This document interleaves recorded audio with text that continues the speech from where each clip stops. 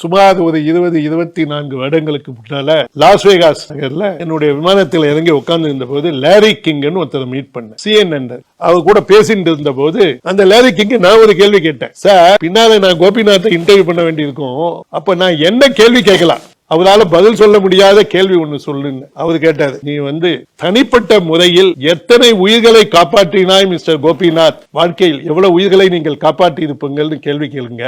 அவர்கள் தடுமாறுவார்கள். டாக்டராக இருந்தால் பதில் சொல்ல முடியும், ஹெலிகாப்டர் பைலட், எமர்ஜென்சி ஹெலிகாப்டர் பைலட்னா பதில் சொல்ல முடியும். ஓகே, இந்த சிஸ்டருங்க நர்ஸுங்களா இருந்தா பதில் சொல்ல முடியும், டயட்டிஷியனால சொல்ல முடியும். ஆனா நீங்க என்னன்னு சொல்ல முடியும், இண்டிவிஜுவலால சொல்ல முடியாது. அந்த கேள்வியினை கேள்ன அது என் மனதை தாக்கிவிட்டது.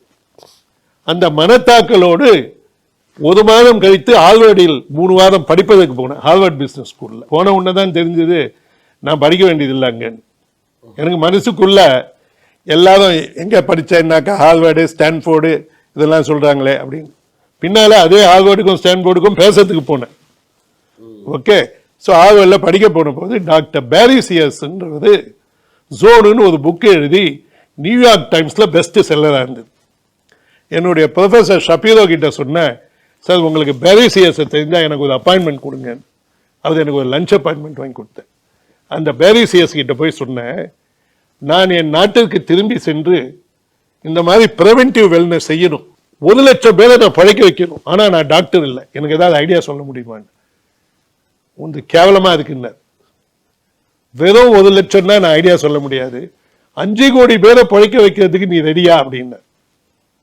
என்னடா இந்த மனுஷன் 5 கோடியா, எங்க பாப்புலேஷனே அப்போ 70 கோடி. என்ன அவர் சொன்னாரு, 5 கோடி பேர் டயபெட்டிஸ், அதுக்கு உனக்கு சொல்லித்தரேன், நீ போய் இந்த 5 கோடி பேரை பழைக்க வைய. இந்த பிசினஸ் என் மனதை 30 வருஷமா ஓடிக்கொண்டு இருந்தது.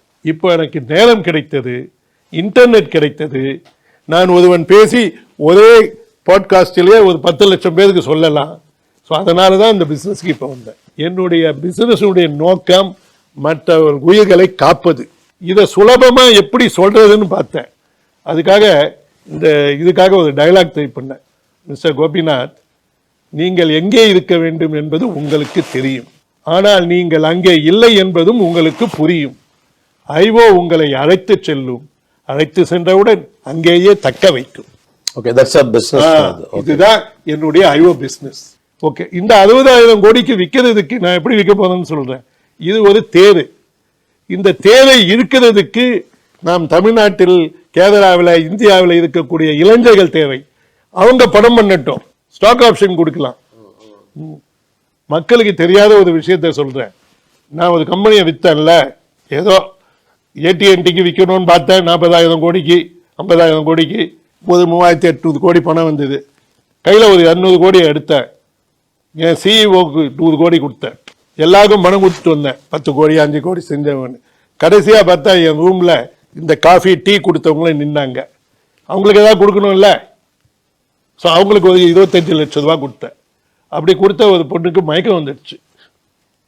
25 லட்சமா சார்? ஆமாம்மா, நான் 300 ரூபா சம்பளத்தில் வந்தேன் சார், எனக்கு 25 லட்சம் கொடுத்தீங்க. நான் எங்க சார் இன்வெஸ்ட் பண்ணிட்டோம்னாப்ல.